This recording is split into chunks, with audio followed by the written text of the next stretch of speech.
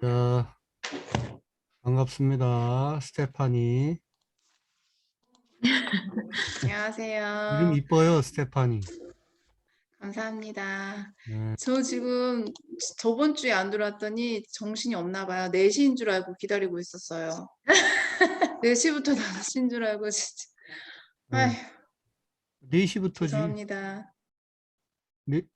4시부터 아닌가? 4시 아, 아니에요? 지금 제가 틀린 게 3시죠? 아니죠? 거기 3시죠, 지금? 네. 우리 썸머타임 때문에. 아이고. 난 내가 세상에. 잘못됐는 줄 알고 지금. 그러면 우리가 네. 1시간 뒤에 내가 오픈했어야 되는데 여기 기준이 아니라 거기 기준으로 우리가 4시에 하기로 한 거잖아요. 한국 기준으로. 앞으로 오늘은 이제 6시니까 없이 하고. 저는 지금 제가 제 정신이 이렇게 없나 이러고 있었는데 이제 다음부터는 제 정신이 잘 다음부터는 됐네요. 오히려 4시에 한국 시간으로 무조건 4시에 맞춰서, 그러니까 우리 썸머타임 있는 기간에는 우리 독일에서는 9시에 시작하도록 맞아요. 하겠어요. 네. 우리 모선님이랑 저랑 생각을 못해. 그러니까 전혀 그 생각을 못했네. 그럴 수 있죠. 아니 애들 저 보내고 빨리 우리는 그냥 여기 아침 그래도 오늘은 이미 이렇게 멤버가 이렇게 되나요? 오늘은? 지금 아마 규선 씨도 못 들어오실 것 같아요. 느낌상. 그러면은 오늘 그냥 이렇게 바로 지금 시작해도 될 것 같아요. 은영 씨도 아프시다고 그랬고, 은영 씨도 저긴가? 독감인 코로나인 것 같아요. 독감인 것처럼 표현을 해놨는데 코로나 걸린 거죠, 그죠? 네, 아직 검사를 안 해가지고. 네, 그래서 아직 목 증상으로 보면 코로나인 거. 코로나. 요즘에는 뭐 감기면 다 빨리 걸려야 돼. 코로나더라고요. 빨리 걸려야 돼. 저도 근데 걸리는 게 나은 것 같아요. 함부로 차라리- 얘기하기는 어려운 게, 은영 씨도 되게 힘들어 하시는 것 같고, 규선 씨도 코로나 걸려서 그래서 빨리 금방 넘어갔으면 했는데 조금 계속 많이 고생하시는 것 같더라고요. 그래서 저더러 걸리지 말라고 이제 그런 얘기 하셨는데 아마 못 들어오실 것 같고, 우리끼리 오늘 해야 될 것 같아요. 네. 네. 자, 그러면 제가 오늘 성경책을 안 가지고 온 것 같습니다. 성경책. 거기가 지금 어디예요? 저희 지금 저 일하는 곳인데요. 학원? 네. 근데 이제 성경책이 2가지가 있는데 하나는 집에 있고 하나는 저쪽 집에 있고 챙기지를 못했어요. 아니 요즘 다 세련되게 성경책을 핸드폰, 스마트폰 이런 데 다 어플로 담아두는데 하나쯤은 다 없어요? 그러더라고요. 스마트폰 안에 어플을 깔아 드려야 되겠네. 제가 바로 네, 있습니다.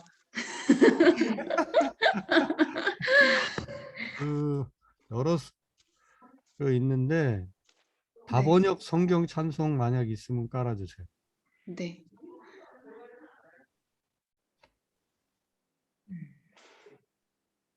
근데 안에서 문제. 네?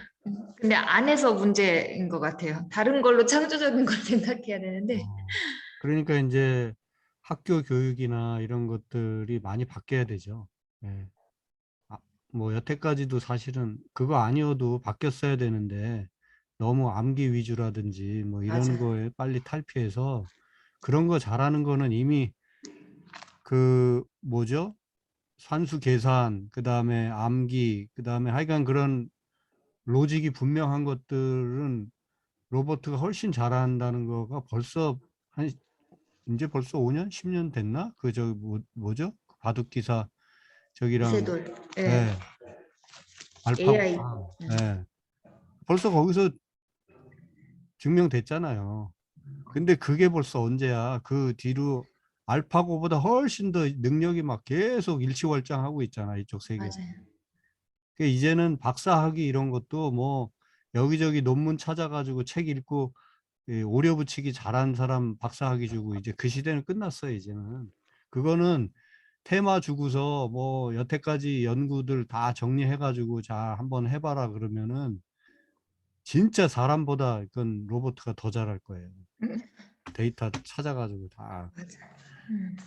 이제는 어디에도 없는 자기 경험과 상황 속에서 그걸 얼마나 창조적인 거로 그럴싸하게 만들어내는가. 이건 이제 인간들이 해야지.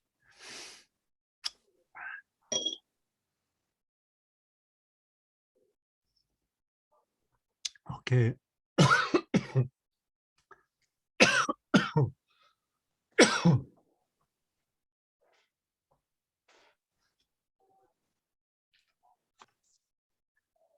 이제 다시. 자, 이제 화면 공유하겠습니다. 오늘 공부하는 거는 벌써 이제 왕정 시대로 들어가야 되는데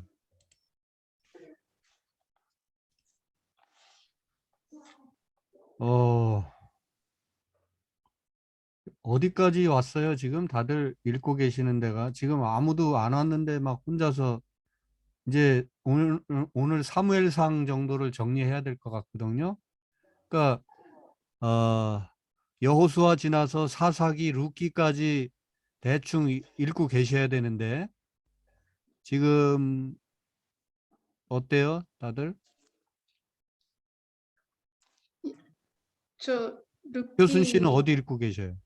이제 시작합니다. 룻기 시작해요? 네. 그 정도면 뭐 이제 룻기는 몇 장 안 되니까 바로 룻기 읽고 사무엘하 이렇게 읽어가시면 되고. 오케이. 그래, 오늘 참여 못하신 은영 씨 또 규선 씨 다들 건강하시고 다음번에는 또 이 화면에서지만 비록 또 얼굴로 맞대서 보기를 바라면서 오늘 강좌 시작합니다. 자, 간단한 표 하나 보고 시작합니다. 구약의 왕국 시대. 지금 이제 왕국 시대라고 표현했는데 이 이전에는 어떤 시대였죠? 자, 왕국 시대는 사울부터 시작하는데 지난번에 우리가 배웠던 게 사사 시대에 대해서 배웠죠. 그죠? 네, 네. 사사는 왕은 아닌데 뭐 일종의 재판관 같은 그런, 그래서 이제 다른 성경엔 어디는 사사기라고도 돼 있고 어디는 판관기, 구약이 아니라 카톨릭 쪽에서 나온 성경이나 이런 데 보면 판관기라는 말을 쓰기도 하는데 어쨌든 재판관 비슷한, 그러나 왕은 아닌 이제 그런 시대가, 사사 시대가 몇백 년간 지속됐어요. 그러다가 그 사사 시대의 특징은 12지파 동맹이 서로 연합해 가지고 이렇게 적절하게, 그러니까 지파 동맹체인 거죠. 네. 이제 그런 식으로 하다가 왕국 시대로, 왕정 시대로 온다는 것은 중앙 집권 시대로 이제 가게 되는 거죠. 왕이 딱 하나 있고 그 왕을 중심으로 이스라엘 전체가 이제 한 묶음이 되는. 예. 그전에는 지파마다 대표자가 따로 다 있었던 거죠. 예. 자, 그래서 이제 왕국 시대로 오게 되는데 그 초대 왕이 누구냐면 사울이에요. 그리고 사울이 마음에 안 들어서, 우리 효순 씨는 다 낯설죠, 그죠? 사울이 이제 사람들이 왕을 세워달라 요청하니까 하나님이 이제 세워주신 왕이 사울이었는데 사울이 가만 보니까 하나님 마음에 들질 않아요. 그래서 이제 하나님이 대체 이 왕이 좋겠다 해가지고 세워주신 왕이 이제 다윗. 그래서 우리 다윗이라는 이름은 많이 들어보셨죠, 그죠? 정말 역대 이스라엘의 왕 중에 성군으로 이렇게 이름 칭하게 되는 다윗 왕이 이제 등장하게 되고, 그 다음에 다윗의 아들 솔로몬 왕이 등장하게 됩니다. 그래서 구약의 왕국 시대는 딱 사울, 다윗, 솔로몬 각각 한 40년씩, 그래서 한 120년간만 왕국 시대가 이렇게 지속이 되고, 솔로몬 이후에는 바로 북이스라엘, 남유다로 남북으로 갈리게 됩니다. 지금 우리나라 북쪽 북한과 남한이 이렇게 있듯이 북쪽에는 조선민주주의인민공화국이라고 돼 있죠. 그 공식 명칭이. 그리고 우리 남쪽은 리퍼블릭 오브 코리아 혹은 코리아 리퍼블릭. 그래서 대한민국이라고 우리가 이제 흔히 우리말로 그렇게 말하죠. 그래서 대한민국과 북쪽에 뭐 북한 이렇게 나눠져 있듯이 이스라엘도 솔로몬 이후에 북쪽은 이스라엘로 남쪽은 유다로 그렇게 갈리게 되는데 결국 우리가 말하는 그 이스라엘은 이 양쪽을 이제 다 봐야 되는 거죠. 그런데 이제 신앙의 정통성으로 보면 성경에 이렇게 쭉 따라 읽다 보면 결국 구약에서 신앙의 정통성은 북쪽에보다는 남쪽 유다에 있음을 알게 됩니다. 성경 이야기는 그렇게 기록이 되고 있어요. 그래서 왕정시대 120년, 그 다음에 그 뒤로 훨씬 더 많은 몇백 년 기간은 북이스라엘과 남유다로 나뉘어서 또 몇백 년이 흘러간다. 이렇게 기본 골격을 그 역사의 흐름을 머릿속에 넣어주시면 되겠고요. 자, 그 다음에 이제 남유다, 남쪽 유다, 북이스라엘 이 역사가 계속되냐면 그렇진 않아요. 북이스라엘은 BC 721년경에 아수르, 우리 세계사 시간에 배운 것으로는 아시리아죠. 아시리아에게 멸망을 합니다. 그리고 그로부터 거의 한 뭐 150년 이상 지나간 무렵에 AD BC 586년 혹은 587년경에 남유다도 바벨로니아, 성경에서는 바벨론이라고 하는 그 나라에게 포로로 또 끌려가게 되죠. 그렇게 해서 시차를 두고 북이스라엘과 남유다가 다 포로로 끌려가게 되고 망하게 되는 이제 그런, 유다는 이제 망하지만 포로로 끌려갔다가 이제 포로 귀한 시대가 이제 또 있는데 여기는 안 나오지만 70년 만에 포로지에서 전부는 아니지만 끌려갔던 사람 중에 일부가 유다 땅으로 다시 돌아오게 돼서 이제 포로에서 귀환한 사람들에 의해서 이제 유다가 새로 또 이렇게 구성이 되고 나라가 다시 이렇게 재건되게 되는 이제 그런 이야기. 그게 이제 구약의 거의 전부라고 할 수 있어요. 제가 지금 간단히 말씀드린.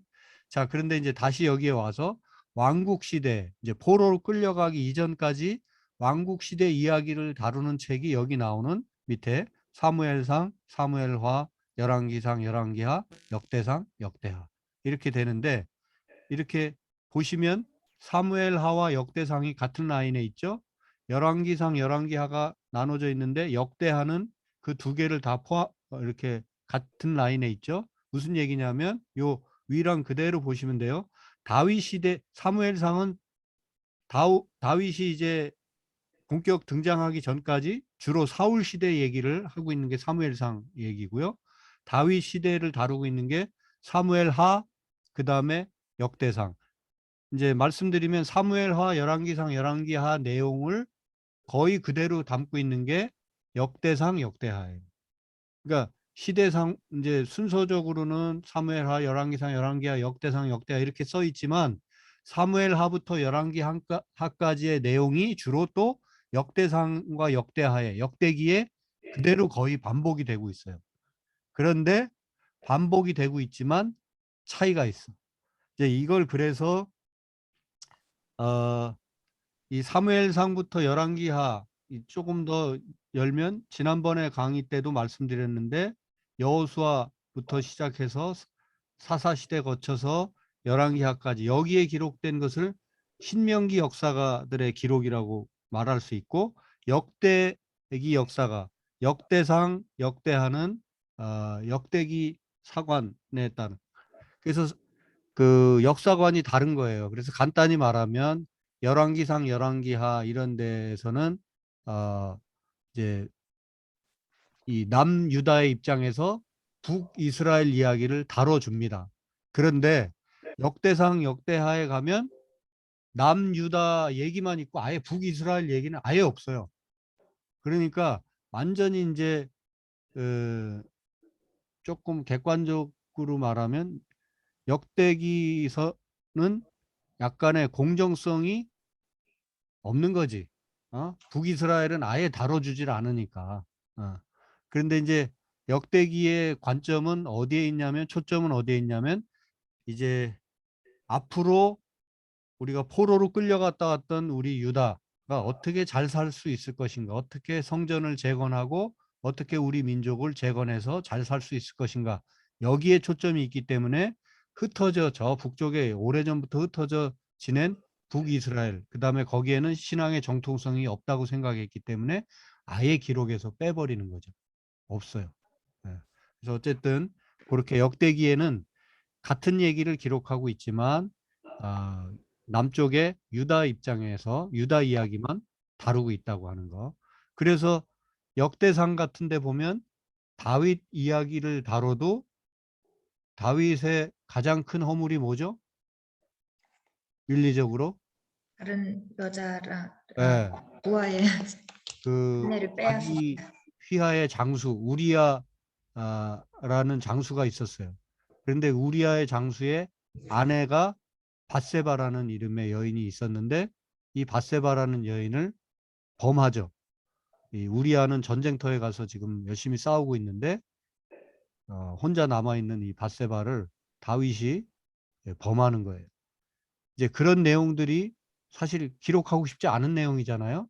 그래서 사무엘하에는 기록이 돼 있지만 역대기에는 그 다윗이 밧세바를 범한 그런 치부 이런 내용들이 기록이 없어요. 이제 하나의 단적인 예로 그런 차이예요. 그래서 유다의 재건을 위한 겨냥하고 쓴 책이기 때문에 그런 치부보다는 어떻게든 마음을 하나로 묶으려고 하는 그런 저자의 의도가 담겨 있는 책. 똑같은 역사를 기록하지만 역대기와 이 사무엘하, 열왕기상, 열왕기하 이런 데 기록된 내용이 좀 다르다고 하는 거 그거 간단히 말씀드렸습니다.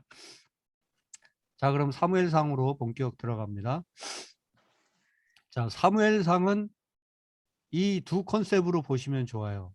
전반부에서는 두 제사장 이야기.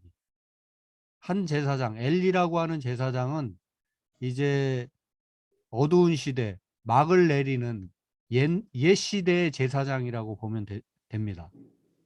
그런데 이 엘리 제사장 밑에서 엘리의 자식들이 또 제사장으로 있었는데 그 엘리 시대의 엘리 자식의 제사장 밑에서 이 소위 말해서 이 제사장 수업을 이 하나님의 일꾼 수업을 받은 사람이 사무엘인데 사무엘은 그런 낡은 시대의 인물들로부터 교육을 받았지만 사무엘은 이제 새 시대를 여는 제사장이에요.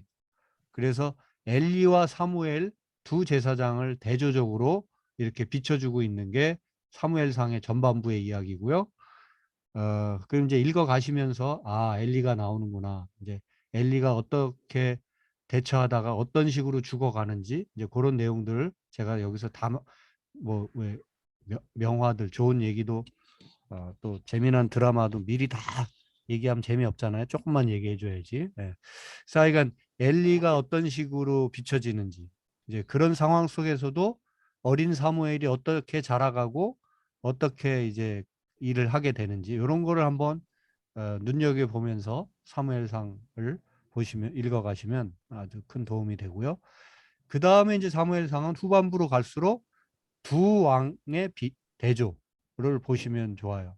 그래서 아까 말씀드린 것처럼 초대 왕으로 사울이 임명이 되었는데 임명될 때만 해도 나 같은 자가 어떻게 왕이 될 수 있겠습니까? 뭐 되게 겸손하게 출발을 했던 사울이었는데 시간이 가면 갈수록 지멋대로 하나님 말씀에 순종하지 않고 이렇게 좀 자기 멋대로 이 통치를 하게 되는 이런 모습들을 보게 되면서 하나님은 이제 사울을 이제 좀 정리하고 다른 왕을 2대 왕 다윗을 준비시켜 가시는 그런 내용들이 이제 이 후반부에 등장합니다. 그래서 그런 것들 두 제사장, 두 왕 이런 컨셉을 가지고 사무엘상을 읽어 가시면 재미있습니다. 더. 네. 자, 왕정제도가 이제 결국 이 사무엘상에 처음 등장하게 되는데, 왜냐하면 이제 사사 시대가 마감되고 왕정 시대가 왕국 시대가 시작하니까요. 이 사무엘상 8장에 가면 이 왕정 제도의 내용, 그리고 어떻게 해서 왕정 제도가 이제 시작되게 되는지, 이 왕정 제도를 잘 이해할 만한 그런 내용들이 이 8장에 기록이 되어 있습니다. 일단 왕정 제도가 이제 시작이 되게 되는 그 배경을 보면, 사무엘의 그 뭐죠? 엘리의 아들들이 부패한 모습이 이제 초반에 나왔는데, 사무엘의 아들도 부패하는. 그래서 결국 부패한 모습들이 계속, 인간들이 부패하는 모습들이 나오게 되고요. 그리고 이제 이건 뭐냐면, 어, 이런 상황 속에서 인간들이 이제 더 어떤 안전, 그 다음에 어떤 강력함, 이런 것들을 더 이제 지향하게 되죠.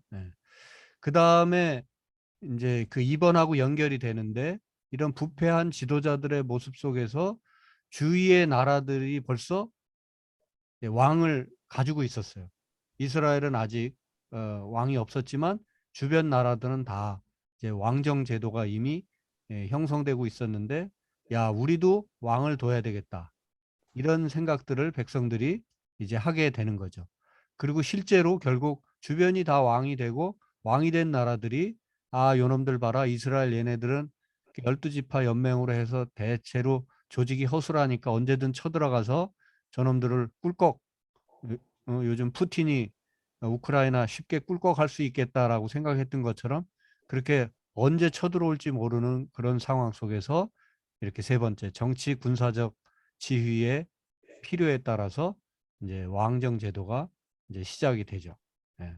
그 백성들은 이렇게 현실적인 것만 생각하고, 우리에게도 왕을 세워주세요, 왕을 세워주세요 하고 난리를 치는데, 여기에 대해서 이제 사무엘이 어, 너희들이 그렇게 왕을 요구하지만 실제로 이 왕이 통치한다고 하는 것이 뭘 의미하는지 아느냐 하면서 이제 왕정 제도에 대해서 설명을 해주는데, 전쟁에 대비해야 되기 때문에 남녀가 군대에 끌려가야 되고 징병 당해야 되고, 또 국방비 많이 내야 되니까 세금도 많이 내야 될 거고, 그다음에 너희들이 농사를 위해서 쓰고 있는 뭐 부리고 있는 종이나, 또 혹은 이런 동물들, 낙이나 소나 뭐 이런 것들 도 끌려가게 될 것이다, 전쟁을 위해서.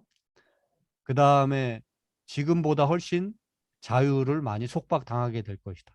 그렇잖아요. 우리 대한민국만 해도 그 군대 몇 년씩 갔다 와야 되잖아요. 그죠? 네.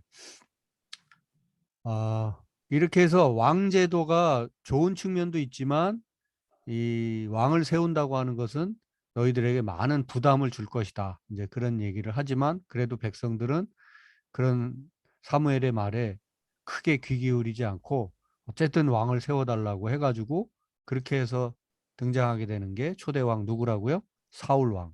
네. 그렇게 왕정제도가 시작된다고 하는 거. 자, 그래서 거기에 보면, 8장에 보면, 이스라엘 백성들의 관점에서는 왕이 있어야 된다, 무조건. 그래서 왕이 있느냐 없느냐 여기에 대한 관심만 많았지만, 하나님의 마음은 너희들이 그 왕정제도가 도대체 뭘 말하는지 아느냐? 왕이 있다고 다 되는 게 아니라 어느 왕이 다스리느냐가 중요한 것이다, 이렇게 말씀하고 있죠. 그래서 진짜 왕 중의 왕, 다스림 받아야 될 왕은 누구냐? 다윗 왕으로 상징되는데, 다윗 왕을 말하는 게 아니라 결국 하나님이시죠. 하나님이 다스려야 된다는 거고, 또 좀 신약까지 포함해서 말씀드리면 다윗의 자손으로 오는 예수님, 평화의 왕, 말구유에 오신 평화의 왕 예수님이 다스려야 된다, 그렇게까지 연결이 됩니다. 규선 씨 들어오셨네요. 마이크 켜보세요. 네, 안녕하세요. 할렐루야. 이제 안녕하세요. 안녕하세요. 저는 내신 멀쩡 건 줄 알았는데, 어? 아유, 넷인 줄 알았죠? 규선 씨. 네. 그래서 시간 예, 블럭해놓고 기다리고 있었는데 지금 카톡 보고 깜짝 놀랐어요. 그러니까 아이고 우리 썸머 타임이어가지고 거기 3시라고는 생각 못하고 그냥 여기 습관처럼 독일 8시에 아, 내가 오픈을 한 거예요. 그리고 왜들 안 들어오시지 그러고 있었던 거지. 아, 참. 네. 에이, 어쨌든 다음번 그래도 모임 모였네요. 다음번 모임부터는 한국 시간 8시 오후 4시로 맞춰서 네, 여기 독일에서는 우리 순아 씨랑 네. 저랑은 9시. 9시에 들어오겠습니다. 음, 아, 세상이 네. 참 우리가 한 화면에 있지만 이렇게 다른 세상에 살고 있습니다. 자, 그래서 그 사무엘상 8장 한번 펴보시겠어요?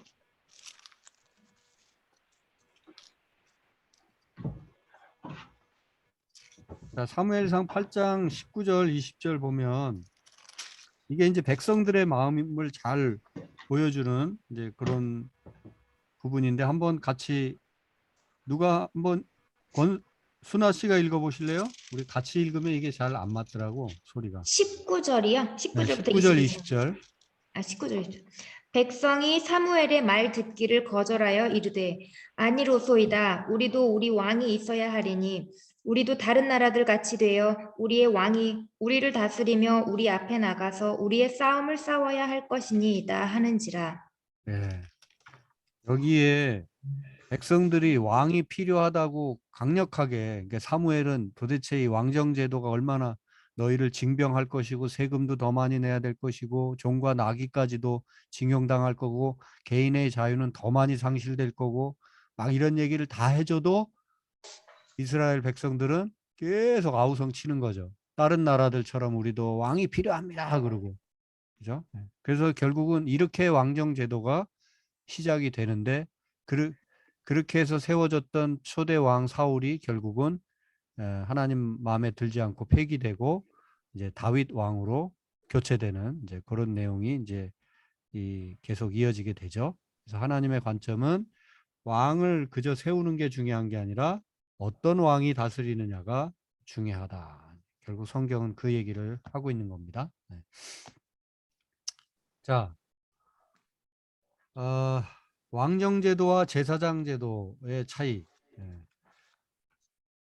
이제 물론 이제 제사장제도라는 게 요즘으로 치자면 교회제도라고 할 수 있는데요.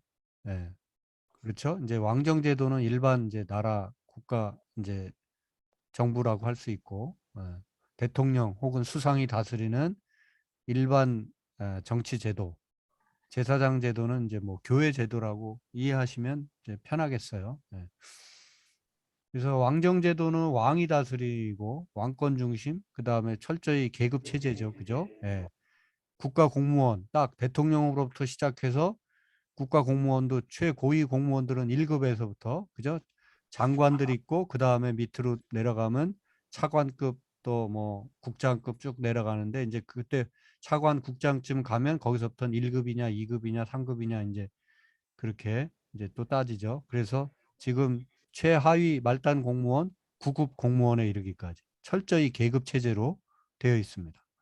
그리고 명령 체제로 강자 중심의 명령 체제. 이게 보통 일반 그 왕정 제도이죠. 지금은 왕이 없다 하더라도 대통령이나 수상으로 바뀌었다 하더라도 거의 이런 틀에서 벗어나지 않고 있죠.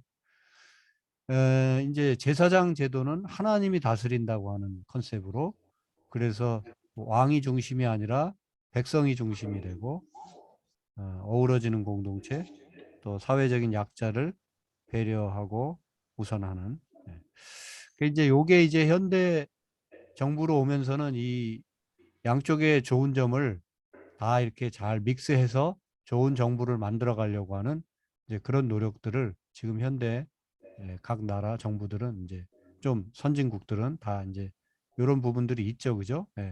그 지도자라고 하는 사람들이 다 되게 나도 똑같은 백성들처럼 뭐 자전거 타고 어느 당 대표는 자전거 타고 출근하고 뭐 또 어느 누구는 지하철 타고 출근하고 막 이런 거를 막 쇼하듯이 보여주죠. 네. 네, 그들이 그렇게 살겠어요, 인간들이. 그렇게 아니지만 그런 걸 보여주면서라도 어쨌든 우리는 재산 수십억, 수백억씩 가지고 있고 전혀 딴 세계에 살면서도 아닌 것처럼 그렇게 행동해야 대통령도 되고 물론 아닌 대통령도 있지만 하여간 그런 이제 그래서 왕정제도와 제사장 제도 이거 성경에서 이것을 대조적으로 보여주면서 정말 하나님이 원하시는 그런 통치 방식, 하나님 나라의 통치는 무엇인가 하는 것을 계속 이렇게 도전하고 있는 게 이제 구약의 이야기고 결국 일반 사회 정치 속에서도 이런 신용을 하는 거죠. 정말 하나님이 하나님 자는 빼더라도 그냥 일반 백성들이 원하는 거는 왕 혼자 다스리는 거 아니거든요. 지멋대로 하는 거 아니거든요. 그리고 뭔가 백성들의 마음 하나하나를 헤아려 주기를 원하고 그리고 어떤 소수의 특권층만 잘 되는 나라가 아니라 다 함께 잘 되기를. 그래서 그러려면 장애인들이라든지 계층적으로 또 경제적으로 어려운 자들인지 이런 분들이 배려받고 이렇게 하는 그런 사회를 만들어 가기를 원하는 거죠. 네. 그래서 그런 신용들을 하죠. 정치인들은 표를 하나라도 더 얻어야 되니까. 물론 이제 마음의 중심에 진짜 사회적 약자를 배려하고 이런 것들이 정강 정책으로 돼서 그런 정치를 하려고 애를 쓰는 좋은 정치인들도 있습니다만은 제가 너무 좀 부정적으로만 얘기를 해서 약간 수정을 드립니다. 자, 성경을 읽어가다 보면 특히 이제 역사서가 시작되고 나면 이 사무엘기에 들어오게 되면 어떤 표현들이 있냐면 사무엘상 15장 11절에 하나님이 사울을 왕으로 삼으신 거를 후회하셨다 이런 표현이 있습니다. 이제 성경을 처음으로 읽거나 아니면 이제 뭐 신앙생활을 뭐 얼마 안 됐거나 혹은 오래 했더라도 요런 표현들에는 다 한 번씩 의문을 던져볼 수가 있겠죠. 어떻게 전지전능하시고 그렇게 위대하신 하나님이 후회를 하실 수 있을까? 만약 후회하시는 존재라면 하나님이 아니신 거 아닌가? 이제 뭐 이런 생각이 드실 수 있을 거예요. 아마도 똑똑한 분들은 다 그런 생각을 한 번쯤은 하실 수 있을 건데요. 성경을 읽어갈 때 이렇게 그렇게 되게 치밀하게 읽는 자세는 매우 중요하지만 또 한편으로는 약간 성경을 조금 문학적으로 읽어 주셔야 됩니다. 그래서 하나님이 뭐 예수님이 눈물을 흘리셨다. 뭐 예를 들면 되게 가슴 아파하셨다. 뭐 이제 이런 것들 하나님도 지정이 뭐 이렇게 함께 울고 웃고 웃으시고 마음으로 아파하시고 이런 존재로 표현되고 왜냐하면 인간들이 하나님을 이해하는 만큼 표현된 게 성경이니까. 예. 그래서 그런 방식으로 이해를 해야지 어떻게 하나님이 눈물을 쏟으시고 후회를 하실 수 있나? 뭐 예를 들면 이제 그렇게 생각하시면 성경을 읽기가 힘들어지실 수 있다. 성경은 하나님에 관한 하나님 말씀으로 쓰여졌지만 결국 인간의 언어로 쓰여진 책이기 때문에 이제 그런 좀 이해가 필요하다는 거. 이제 그 다음에 이제 이 후회하실까, 특히 이 15장 11절에 하나님이 후회하셨다라는 요 부분으로 좀 한정해서 다시 말씀드리면 결론부터 그 아래쪽부터 먼저 보면 후회하셨다는 말은 아주 슬퍼하셨다라는 말이라는 거죠. 그래서 이제 하나님은 이전과는 다른 방식으로 행동하실 것이다. 행동하신다. 이제 이 말이 후회하셨다라는 말에 담긴 뜻이라고 하는 거죠. 하나님은 변함이 없으시고 완전한 분이시라는 데에는 변함이 없어요. 그 하나님이 완전하지 않은 분이시다 이 말이 아니라는 거죠. 후회하신다라는 말이. 기본적으로 하나님께 후회는 없다고 말씀드리는 게 오히려 더 맞겠죠. 그런데 여기서 사울을 왕으로 세운 거를 후회하셨다고 하는 이 표현은 하나님이 너무 가슴이 아프셨다. 이제 이런 뜻으로 이해하시는 게 좋다고 하는 거죠. 그러면 하나님은 그러면 사울이 하나님은 모든 걸 다 아시고 현재도 아시고 미래도 아시고 다 아시는데 사울을 세울 때 사울이 앞으로 하나님 뜻대로 안 할 거라는 걸 다 아시지 않았겠느냐. 그것까지 다 아셔야 하나님 아니냐. 막 이런 식으로 얘기하기 시작하면 이제 어디까지 가냐면 가룟 유다가 이제 예수님을 배반하고 이제 뭐 돌아서잖아요. 그러면 가룟 유다가 배반할 걸 다 아셔야 되고 그렇다면 또 거꾸로 돌아가서 왜 배반할 걸 아시면서 가룟 유다를 또 뭐 제자로 불렀느냐 막 이렇게 되고 하다 보면은 모든 얘기가 엉키게 되죠. 그러니까 하나님은 다 안다고 아셔야 되는 분이라고 얘기하는 듯 하면서 그렇기 때문에 하나님이 모든 책임을 가지고 있다. 유다에겐 책임이 없다는 얘기처럼 되잖아요. 네? 왜 유다를 그러면 제자로 불렀느냐 뭐 이렇게 되다 보면 모든 게 하나님께 책임이 있는 것처럼 마치 얘기가 그렇게 돌아가는데 그런 게 아니라는 거죠. 하나님은 하나님대로 하실 일이 있고 인간은 인간대로 할 일이 있는 거죠. 네. 하나님께 주권이 있고 하나님께서 계획을 가지고 계신다는 건 맞지만 모든 것이 뭐 유다가 잘못된 것이 하나님의 책임이 아니듯이 오늘 내가 뭐 하나님께 거역하고 오늘 불순종하고 내 멋대로 정말 하나님 보시기에 아름답지 못한 삶을 살았는데 그것조차도 그 하나님이 다 계획하셨던 거고 하나님의 그 예정 속에 있었던 거니까 내 책임 아니고 하나님이 그렇게 만들어 놓은 거 아니야 나를.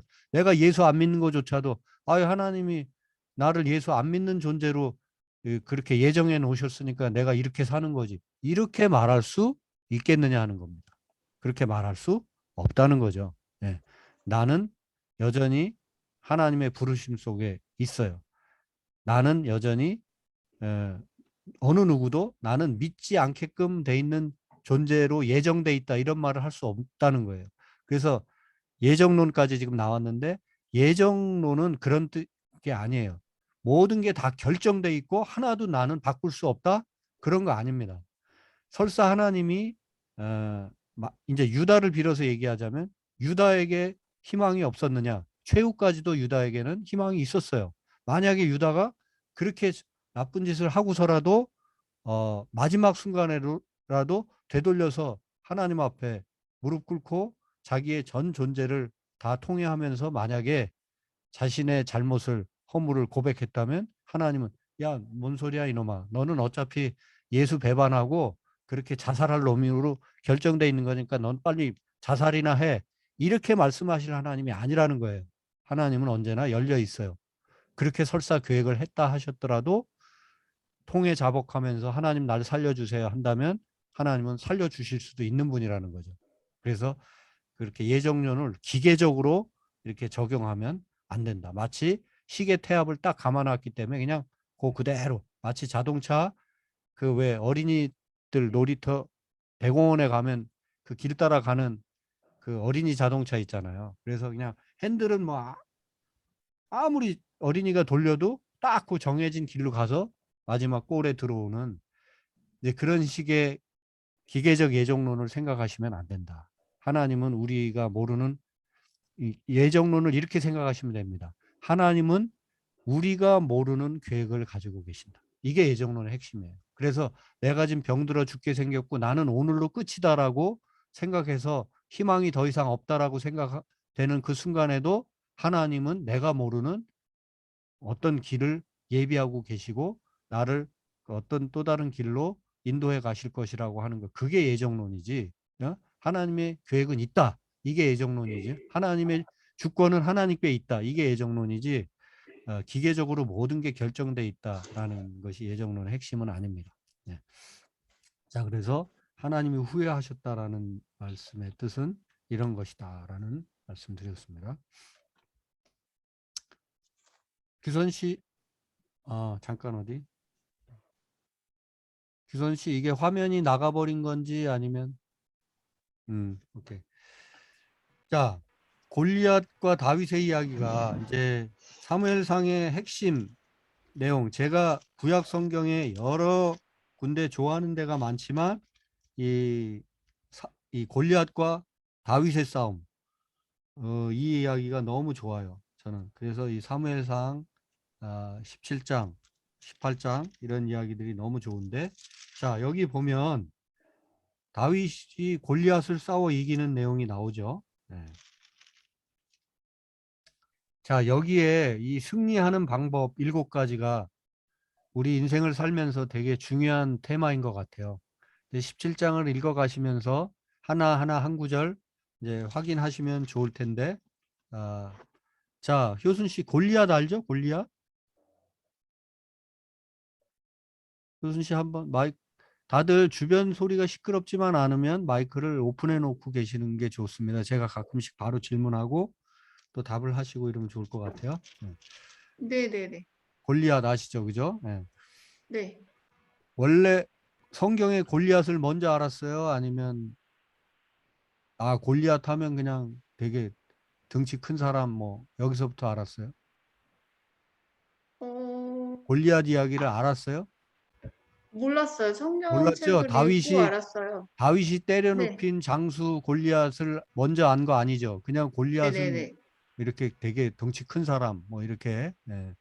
제가 울산에서 5년간 일했는데 거기서는 그 크레인, 그 현대중공업 배 만드는데 그 거기에서 그 크레인이 골리앗 크레인이라고 그래요.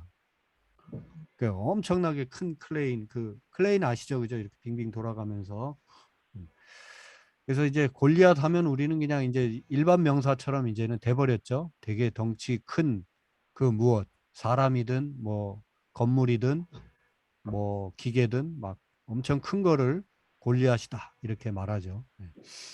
자, 원래는 블레셋 장수 골리앗, 이제 이 원래 이야기죠. 블레셋 장수 골리앗이라는 친구가 있었는데 이 골리앗이 에, 이스라엘 모든 백성들을 공포에 떨게 했죠. 워낙 덩치가 크고 싸움을 잘하니까 이스라엘 군사들이 다 이제 땅바닥에 고개 쳐박고 이렇게 그냥 벌벌 떨고 있는 그런 상황에 어린 다윗이 원래 군인도 아니었고 군인 나가 있는 형님들에게 쉽게 말하면 먹을 거 부모가 갖다 주라고 그래가지고 여기에 잠깐 갔다가 꼴 같지 않은 꼴을 보게 되는 거죠. 골리앗이 막 이따만한 장수가 서가지고 이스라엘 백성들을 공포로 몰아넣는데 이스라엘 군사들은 다 쫄고 있는 거죠. 근데 아직 군대도 갈 만한 나이도 아닌 이 다윗이 나서면서 결국 다윗이 골리앗을 이기게 되는 그런 이야기가 이 17장에 기록이 돼 있죠. 어쩌면 요즘 우크라이나하고 러시아의 싸움이 다윗과 골리앗의 싸움일 수도 있는데 이 골리앗 같은 러시아가 계속 헤매고 있죠, 그죠? 네. 빨리 더 헤매가지고 빨리 전쟁이 끝났으면 좋겠는데 이제 마지막 이제 격전지가 이 돈바스 지역이 되는 것 같아요. 결국 러시아가 키이우를 통째로 그래서 나라를 통째로 삼키려고 하다가 안 되니까 이제 동쪽 돈바스 지역으로 집중해서 고기만이라도 어떻게 싸워 이겨서 전쟁의 명분을 획득하고 뭐 그거로 끝내면 그것도 뭐 안 되죠. 우크라이나 백성들 입장에서는. 여하간 이게 쉽지 않은 지금 전쟁입니다. 그래서 그리고 키이우를 방어할 때는 해냈을는지 모르지만 돈바스 지역에서는 방어라기보다는 약간 공방전으로 돼야 되거든요. 그래서 우크라이나가 쉽게 이긴다는 또 보장이 없습니다. 지금까지는 잘 싸워 버티는 데까지는 했는데 같이 맞짱을 떠가지고 이걸 이겨서 쫓아내야 되는데 이게 또 쉬운 일은 아니에요. 그래서 하여간 그런 상황인 거. 네. 자, 이제 성경으로 돌아와서 다윗의 승리 요소 7가지 보면요. 첫 번째는 성실한 양치기 경험. 성경 한 구절씩 확인하면서 읽으면 좋겠는데 시간이 없기 때문에 제가 쭉쭉쭉 그냥 말씀드립니다. 다윗이 목동으로 지냈죠. 이 목동으로 지냈던 것이 그에게 골리앗과 싸워 이길 수 있는 좋은 경험이 되는 겁니다. 그 양을 보호하기 위해서 막대기 하나 들고 그다음에 돌멩이 몇 개 들고 그래서 저기서 뭐 일이나 늑대들이 덤벼들면 돌멩이 던져가지고 쫓아내고 뭐 이제 이런 것들이 이제 몸에 밴 거죠. 그러니까 자기도 모르게 훈련이 돼 있었던 거예요. 예. 그래서 내가 오늘 무엇을 하든지 내가 오늘 무슨 공부를 하든 또 직장에서 무슨 일을 하든 내가 오늘 하고 있는 일들이 나중에 미래에 그 무언가를 위해서 되게 유용하게 쓰임 받을 수 있다는 사실을 우리가 잊지 말아야 됩니다. 예. 제가 대학 때 저는 이제 그 영문과 다녔다고 그랬잖아요. 제가 영문과를 다닐 때 그 대학 분위기는 어떤 분위기였냐면 양키 고우 홈. 예. 그래서 뭐 조금 생각 있는 대학생들이 나 미국 영국말 뭐 미국 문학 혹은 영국 문학 이런 공부를 한다? 이렇게 말하기가 그렇게 썩 편하지 않은 그런 시대였어요. 그리고 과연 문학이 세상을 바꿀 수 있겠는가? 이제 이런 고민이 많았던 시대이고, 그래서 내가 영문학을 한다는 것이 얼마나 세상을 바꾸는데 도움이 되고 내 인생에 필요한 학문인가? 막 이런 절망적인 질문까지 던질 정도로. 근데 그렇게 떨렁떨렁 대학을 다녔어도 공부할 만한 그런 기회들이 별로 없었거든요. 그런데 어쨌든 그래도 영문학과 영문도 모르고 들어가서 영문도 모르고 졸업해서 보니까 제가 신학을 하고 이렇게 사역을 하는 데 있어서 정말 많은 도움이 된다는 걸 알 수가 있어요. 영어라고 하는 거는 뭐 영문과 안 가도 한국 대학생들은 영어 공부를 많이 하니까 영어 도움이 된다는 뜻이 아니라 성경을 문학적으로 볼 수 있는 잠시 잠깐 몇 년간 그 영어 영문학과를 다녔지만 그 눈으로 성경을 볼 수 있게 돼서 되게 도움이 돼요. 예. 그러니까 소위 말해서 셰익스피어의 작품을 읽듯이 성경을 읽어낼 수 있기 때문에 그냥 너무 기계적으로 성경을 읽는 다른 목사님들과 비교해서 제가 갖는 이제 장점이 생기는 거죠. 예. 약간 내 자랑처럼 됐는데 어쨌든 그래서 성실하게 오늘 내게 맡겨진 공부나 과제들을 감당하다 보면 그게 지금은 하나도 필요하지 않은 일 같지만 어느 순간 하나님의 영광을 위해서 되게 유익하게 쓰임 받을 수 있다고 하는 거. 그래서 오늘 하루하루를 성실하게 살아가는 게 매우 중요하다는 거. 승리 요소 첫 번째. 그 다음에 두 번째는 하나님을 향한 체험적 신뢰입니다. 이게 무슨 얘기냐면 36절, 37절 거기 보면 주의 종이 사자와 곰도 쳤은즉 살아계시는 하나님의 군대를 모욕한 이 할례 받지 않은 블레셋 사람이니까. 자기가 이제 결국 1번하고 다 연결되는 거죠. 양치기로 살아가면서 곰도 물리치고 사자도 물리쳤던 그 경험이 이제 어디로 연결되냐면 골리앗 앞에 서서도 저 골리앗을 물리칠 수 있게끔 하나님이 그때 양을 물리칠 때도 하나님이 함께 하셨고 지금 골리앗을 이제 물리쳐야 될 텐데 지금도 하나님이 함께 하십니다 하는 이런 식으로 어떤 체험적 신뢰로 계속해서 이어져 가게 되는 거죠.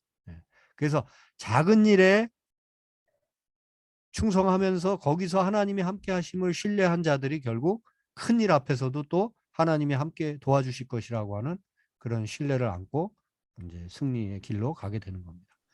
그 다음에 세 번째 되게 중요한데요. 이제 내가 한번 싸워보겠습니다 하니까 사울이 어떻게 합니까?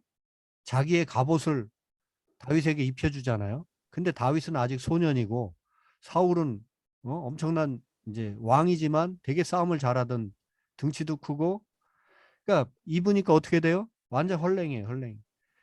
그런 내 몸에 맞지 않는 옷을 입고서는 절대 이길 수 없다라고 하는 거죠. 그래서 다른 사람들이 가지고 있는 달란트 뭐 이런 거 나도 저것을 내 무기로 장착했으면 좋겠다 하는 어떤 거룩한 욕심 나름대로 필요한 것이지만 결국은 자기 무기가 필요한 거죠.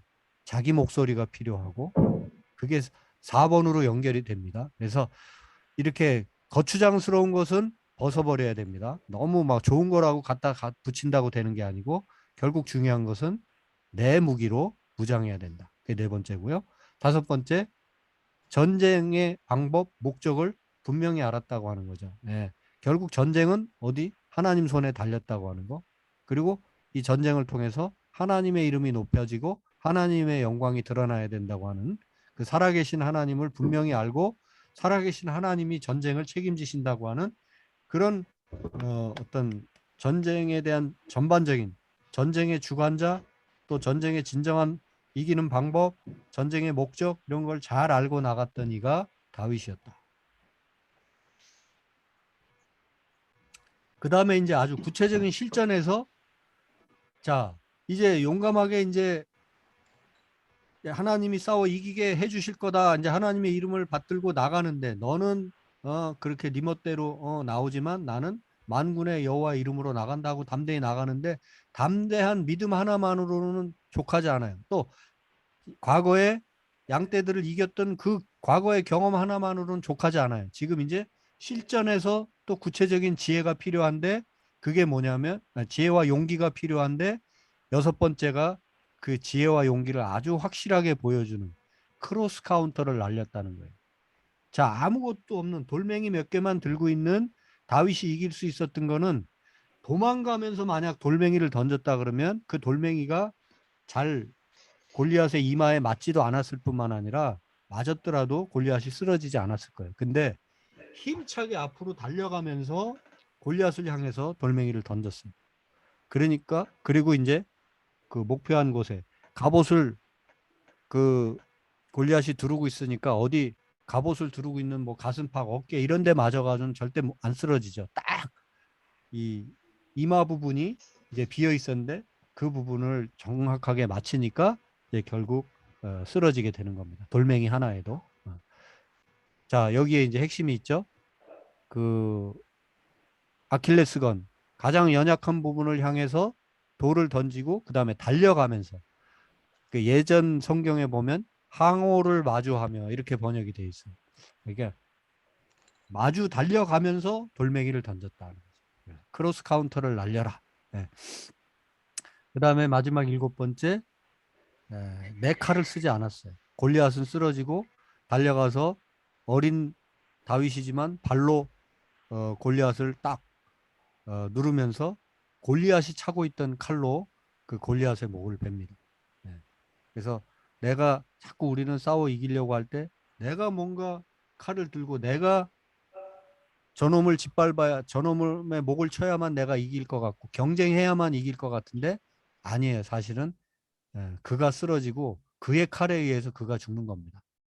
그래서 내 칼을 이놈 너 죽어봐라 하고 내 안에 이런 도끼 품은 칼을 장만해야만 내가 그를 쓰러뜨리고 이긴다 이렇게 생각하면 오산이라는 거죠. 승리는 그렇게 오는 것이 아니라 하는 거. 자, 뭐 이 다윗의 승리 요소만 가지고도 제가 드릴 말씀이 많습니다만 그렇게 간략히 한번 요약을 해보고요. 이제 이 전체를 한마디로 요약하면 맨 아래쪽에 제가 영문으로 거기 써놨는데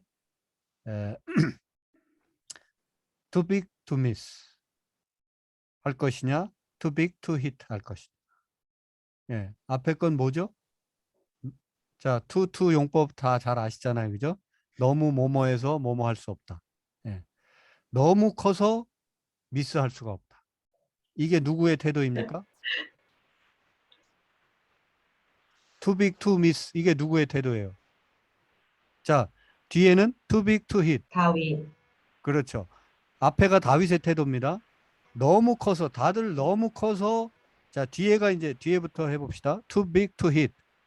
너무 커서 때릴 수가 없다.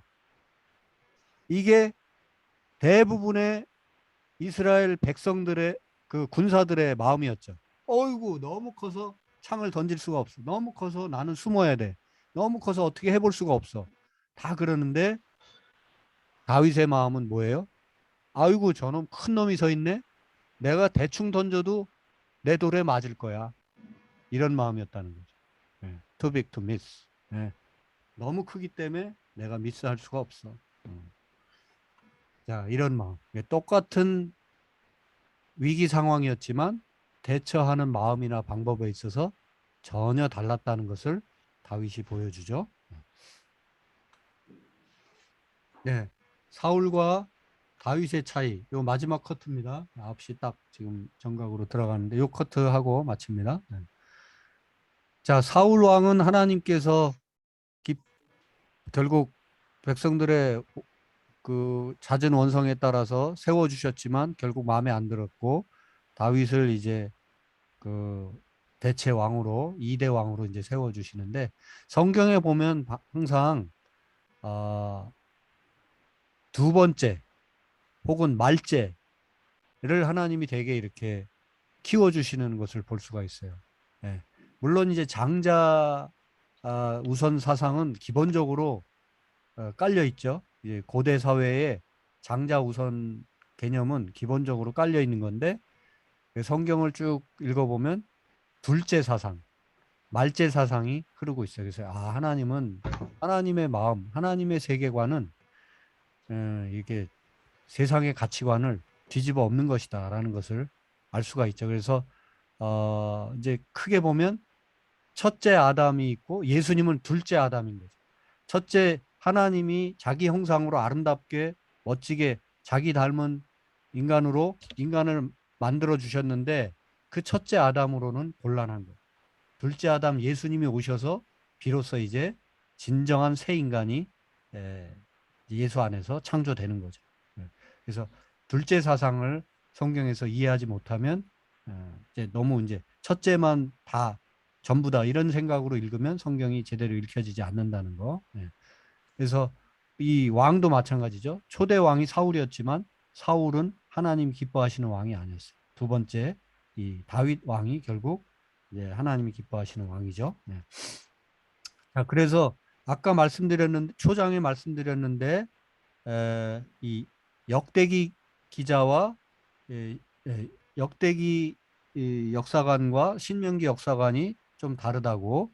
그래서 역대기 역사가가 기록한 역대상, 역대하 여기 그 중에서 역대상 10장에 보면 사울과 다윗의 차이를 요 13절, 14절 요 결코 길지 않은 문장인데 여기에 아주 선명하게 잘 드러나고 있다는 거. 이제 앞으로 한참 많이 읽어가시면 이 본문까지 오겠지만 사무엘상에 아직 등장하지 않은 내용이지만 사무엘상의 사울과 다윗 이야기를 이 역대상 10장 말씀을 가지고 정리할 수 있다 하는 말씀을 드립니다. 한번 같이 읽어볼까요? 시작. 사울이 죽은 것은 여호와께 사울이 죽은 것은 범죄하였기 여호와께 범죄하였기 때문이라. 그가 그가 여호와의 여호와의 말씀을 지키지 아니하고 또 신접한 자에게 가르치기를 정하고 여호와께 묻지 아니하였으므로 여호와께서 그를 죽이시고 그 나라를 그 나라를 이새의 이새의 아들 아들 다윗에게 다윗에게 넘겨주셨더라. 왜 사울 정권을 하나님은 이새의 아들 다윗에게 넘겨주셨던가 하는 이유가 여기 한마디로 말하면 사울이 죽었다라고 하는 것은 결국 사울 정권을 이제 폐기시키고 다윗에게 넘기신다 그런 말이잖아요. 사울이 죽은 것은 한마디로는 여호와께 범죄했기 때문에 결국 사울이 폐기된 것이다 하는 그 말이고요. 그러면 여호와께 어떤 범죄를 했냐? 세 가지로 얘기하고 있습니다. 첫 번째, 하나님의 말씀을 지키지 아니했다. 두 번째, 신접한 자에게 가르치기를 청했다. 세 번째, 하나님께 묻지 아니했다. 요즘 우리말로 바꾸면 기도하지 아니했다. 그래서 말씀, 그 다음에 신접한 자에게 가르치기를 청했다라는 것은 뭐예요? 요즘으로 말하면 이단 사이비에게 사이비 꼬임에 넘어갔다는 거예요. 그리고 세 번째는 기도하지 않았다. 그래서 뭐 우리 모든 성도에게 다 필요한 얘기지만 특히 어떤 리더십에 있는 사람들에게는 이 세 가지 사울의 범죄, 사울이 뭐 무슨 오히려 윤리적인 범죄로 치자면 사울보다는 다윗이 더 범죄했죠, 그죠? 밧세바를 범한 것은 진짜 큰 범죄인데 오히려 성경에서는 그것도 이제 물론 다루고 있습니다만은 이 사울의 이 범죄 별것 아닌 것 같지만 하나님 말씀에 불순종한 거 그리고 뭐 무당이라든지 이런 요즘 우리 대한민국도 대통령 선거 과정에 모르겠습니다. 지금 이제 새로 된 대통령이 그게 말 소문만인지 진짜 그런 식으로 할는지. 근데 청와대 죽어도 안 들어가겠다는 그 모습도 보면 진짜 그 무슨 법사인지 뭐가 절대 그 근처에는 가지도 말라고 얘기를 한 건지 모르겠습니다만 어쨌든 신접한 자에게 이렇게 무당이나 이단 사이비에게 홀리지 말아야 된다는 거. 그 다음에 이제 세 번째 저는 이거 아주 중요하다고 보는데 별거 아닌 것 같지만 끊임없이 하나님께 물어야 된다고. 사울과 다윗 이제 성경을 여러분들이 읽어가시면서 계속 그걸 좀 확인해 보시면 좋은데 다윗이 계속 여호와께 묻자와 이르되 다윗이 여호와께 물어 가로되 뭐 이런 식으로 표현된 구절들을 많이 만나게 될 거예요. 그런데 사울은 그런 표현들이 거의 없습니다. 그래서 진짜 좋은 지도자와 결국 범죄하고 폐기되는 지도자의 차이가 무엇인가? 이 역대상 10장 13절, 14절에 잘 드러나고 있다는 거 말씀드립니다. 순종, 또 사이비, 기도. 예, 오늘 마지막 카트 여기까지 했습니다. 자, 마무리하겠고요. 질문이나 혹은 다른 한 말씀씩 하시죠. 또 성경 읽어가시면서 느꼈던 거.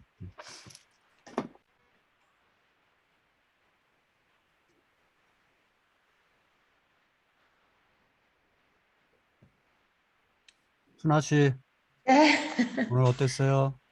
질문 있어요? 질문 없습니다. 질문은 없고. 예. 아이들이 너무 좋아하는 부분이라서 네. 네, 맞아요.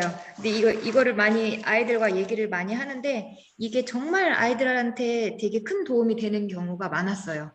학교에서 친구들 사이에서도 부조리한 일을 당했을 때 둘이는 이제 맞기도 하고 막 그랬는데 학교에서 아이가 무서워서 어떻게 하지 못할 때 제가 다른 말은 어떻게 위로가 안 될 것 같더라고요. 그래가지고 이 부분을 읽어줬어요.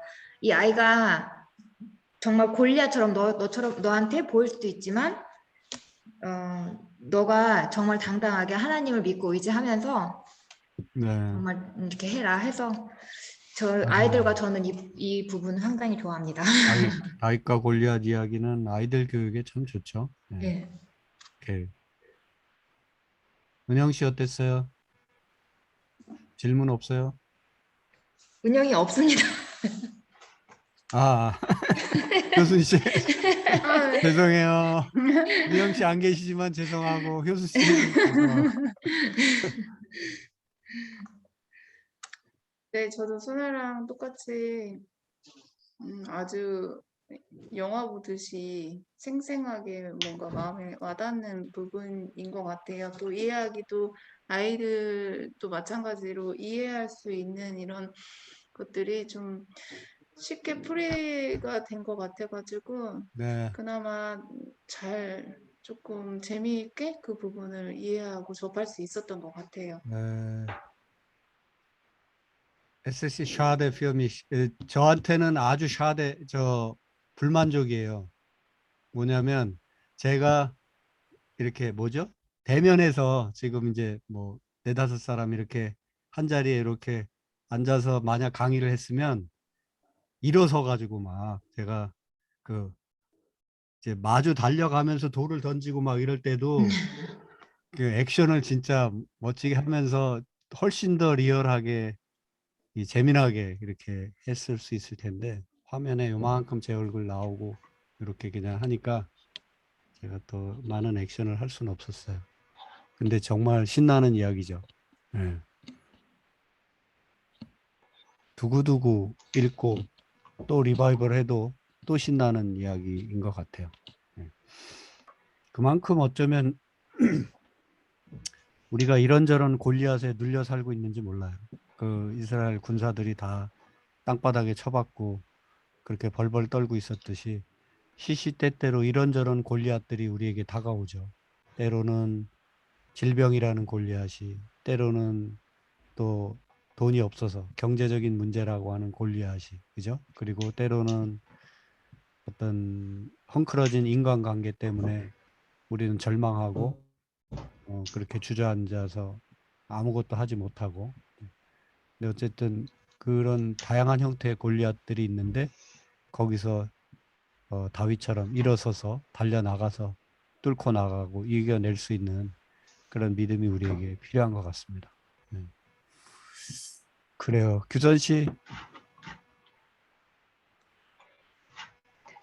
네, 전 지지난주에도 못 들어오고 정말 오랜만에 오늘 듣는데요. 그것도 끝에만 들어서 아쉽긴 하지만 그래도 30분 들어서 좋았고요, 오늘. 골리앗, 저는 이제 코로나라는 골리앗에 놀려갖고 일주일을 보냈어요. 정말 큰 골리앗이더라고요, 저한테는. 네. 무증상자도 있고 하다고 해서 사실은 조금 얕봤거든요. 기초 네. 체력이 그렇게 없지는 않으니까 하면서. 근데 그 감사한 부분이 미팅을 할 수가 없을 정도로 목소리가 안 나와가지고 다음 주를 다 밀어놓고 이번 주에는 정말 뜨문뜨문 그냥 라이팅만 하면서 일주를 보냈는데 네. 이렇게 해서 아버지께서 좀 쉬어가라고 지지난주 되게 힘든 일이 많았거든요, 회사에. 네. 근데 이거를 쉬라고 주시는 그런 시간으로 받아들여져서 이번 주는 그렇게 스트레스 안 받고 잘 쉬었고 또 많이 양해가 돼가지고 다음 주로 미팅도 미뤄지고 네. 저는 되게 임프레시브한 것 중에 하나는 이미 알고 있었지만 골리앗의 칼로 골리앗을 잡는다. 이 부분은 제가 이제 저도 현업에 있어서 일을 하다 보면 굉장히 정치적인 일에 많이 휘말리는데 이 센텐스가 일할 때 많이 생각을 하면 참 도움이 되겠구나라는 네. 그런 센텐스라서 오늘 그 센텐스 딱 잡아가고요. 네. 그리고 마지막으로 제가 설교를 하나 들었을 때 그 얘기를 들었어요. 너는 너 자신을 사울이라고 생각하느냐? 너 자신을 다윗이라고 생각하느냐? 근데 이제 다윗과 사울의 특성이 굉장히 많잖아요. 근데 네가 만약에 다윗이라고 생각하고 네가 지금 힘든 이유가 너의 상사나 너의 주변 환경에 사울이 있기 때문에 너는 다윗인데 네가 너무 힘들다고 생각하면 사실은 반대다. 네가 사울이고 상대방이 다윗이다. 그 얘기를 듣고 나서 제가 정말 머리를 딩 하고 생각을 참 깊이 했었던 기억이 있어요. 네. 그러니까 주변을 너무 내 위주로 보고 내가 결국은 뭐든지 할 수 있다고 생각하고 내 교만과 내 방자함 때문에 나를 다윗으로 놓는 거잖아요. 실제로는 사울인데. 네. 네, 그게 오늘 이제 목사님 오늘 스타일지 설명 들으면서 그 생각이 다시 오고 다시 곱씹게 되는 시간이 돼서 짧지만 굉장히 귀한 시간이었습니다. 네. 그래요. 우리가 뭐 사울을 대하든 다윗을 대하든 이제 다윗 이후로는 또 솔로몬 나오지만 다 그 각자 가진 장단점들이 있는데 거기서 결국은 다 나를 봐야죠. 네. 나에게 적용해야 되고 그리고 이제 더 나아가서 결국은 성경은 인물을 통해서 하나님을 보라는 겁니다. 그러니까 하나님 앞에 선 나를 만나지 않으면 사울도 다윗도 솔로몬도 다 헛것이에요. 결국은 그게 어떻게 보면 또 하나의 우상이 될 수 있습니다. 그래서 언제나 이제 역사서로 들어가게 되면 인물들이 계속 나오게 되는 마치 이제 삼국지 읽는 것처럼 되는 거거든요. 나중에는 너무 많은 이제 남북이 분열되는 상황에서 남쪽, 북쪽 왔다 갔다 하면서 나라들, 왕들 막 나오게 되면 정말 헷갈려요. 이제 많은 인물들이 나오는데 헷갈려도 좀 목사님 거의 소리가 하나도 안 들려요. 안 들려요? 전 들리는데. 죄송한데 제가 먼저 나가봐야 될 것 네. 같아요. 아, 예. 끝내겠습니다. 네. 예. 바로 끝낼게요. 그러니까 왜 안 들렸지 근데? 지금 들려요? 저는 들렸어요. 그러면 규선 씨한테만 안 들린 건가? 지금 들려요, 안 들려요? 규선 씨? 안 들리나 본데? 순아 씨 들려요? 네, 저는 들려요. 정규선 집사님 들리면 손 들어보세요. 안 들리네. 왜 그러지? 이상하네. 인터넷이 안 되나 봐요. 이게 빨리 끝내라는 얘기다. 하여간 뭔 얘기하다가 예. 뭔 얘기했죠? 이거 요 얘기만 마무리하고 바로 끝내겠습니다. 은영 씨나 또 이제 순아 씨 지금 내가 뭔 얘기했지? 저도 듣다가 마무리를 잘해야 되는데. 아, 그 삼국지 읽듯이 아, 이렇게 맞아요. 예, 많은 예. 인물들이 나오게 되는데 그런 인물들이 막 헷갈려도 그래도 좀 잘 읽어낼 수 있는 거는 너무 인물들의 거기에 집중하지 말고 그 인물들을 배후에 있는 하나님을 이렇게 이해하고 하나님의 마음을 보려고 하고 그 인물들을 비춰서 하나님이 나에게 뭘 말씀하시려고 하는가 이런 관점으로 읽어가시면 많은 인물들이 등장해도 조금 저는 거의 안 들려서 헷갈리긴 네. 해도 문제가 없어요. 그래요. 자, 여기까지 지금 하겠습니다. 정 집사님, 자, 이제 마무리할게요. 안 들리시는 것 같아, 여전히 계속. 예. 자, 행복하시고 안 건강하시고, 들려요. 어? 안 들리고 규선 씨 뭐 이 정도만 들려요. 중간. 네. 그러고 나서 또 안 들리고 네. 아, 순아 씨가 듣기에는 괜찮죠? 끊기거나 저는 이런 거. 계속 잘 어, 들렸어요. 오케이. 그러니까 지금 대한민국과 여기 사이에 그 선이 뭐가 저는 문제인 것 거의 같아. 안 들려요. 아, 오케이. 그래요. 안 들려요. 그래서 여기서 끝낼게요. 어차피 시간도 됐고 끝냅니다. 네. 네. 네, 안녕히 계세요. 수고하셨어요.